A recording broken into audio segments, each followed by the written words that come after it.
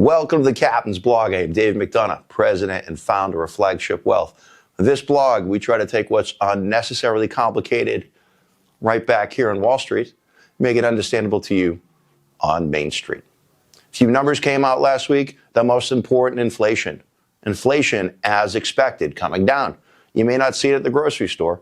You may not see it at the pump, but we're seeing it in the government numbers for what it's worth. And lastly, GDP, gross domestic product. How's the economy doing? The economy was predicted by the experts out there that it will grow at 2%. It grew at almost 3.5%. It's the Goldilocks world, if you will. The economy is not too hot, not too cold. Labor market, not too hot, not too cold.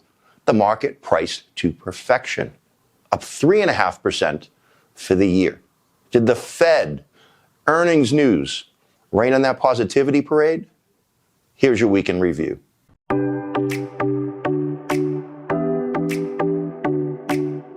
So unfortunately, I have to keep talking about the Magnificent Seven. Why?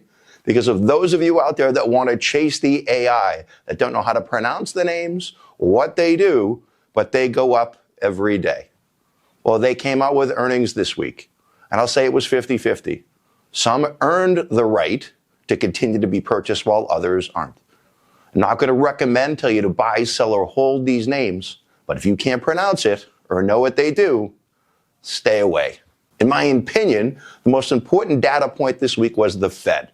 Now, they didn't raise interest rates or lower interest rates, but the market expected Fed Chair Powell to reiterate that they would start cutting interest rates in March. Well, the market was very surprised. Not only did he say that they wouldn't start cutting rates in March, they were still more concerned about inflation than cutting those rates. Now, remember, the market from October through December had some of the best positive returns in decades, borrowing returns from 2024 in anticipation that the Fed would start cutting in March. Well, folks, when the chair tells you he's not cutting in March, the market needed to take some of those positive returns back. And on Wednesday, it was one of the worst days, 4, 5, 6 months, down 1.5%.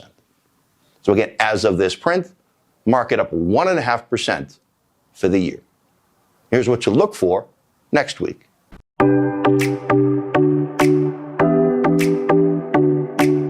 Folks, geopolitical risk is here to stay. Don't be surprised to see the Fed go on their tour next week and tell you they're going to keep interest rates flatter for longer. So again, for those of you betting that the Fed's going to be cutting interest rates in March, don't be surprised to see that the market is going to react negatively. And finally, we haven't talked about commercial loans on this blog. Well, it's a heavy liability on a lot of regional bank balance sheets. That's going to start hitting the headlines as well. So with the market fully valued, in our opinion, it makes sense to rebalance. Take your expectations and lower them. It's been a great ride over the last 2 or 3 months. And I'm not saying that it's not going to be a great ride going forward, but volatility is certainly going to peak.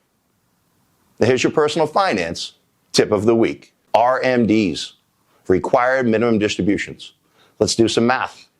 Anybody that's born in 1951 or earlier is required to take out money out of their IRA by the end of the year.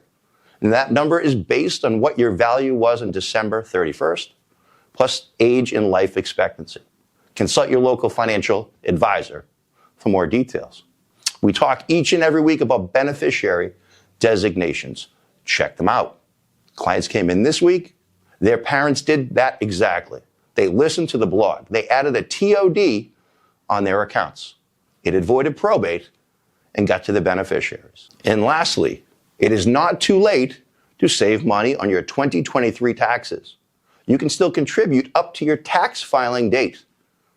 Consult your local accountant for more details. So thanks again for checking in. We'll see you next week on the Captain's Blog.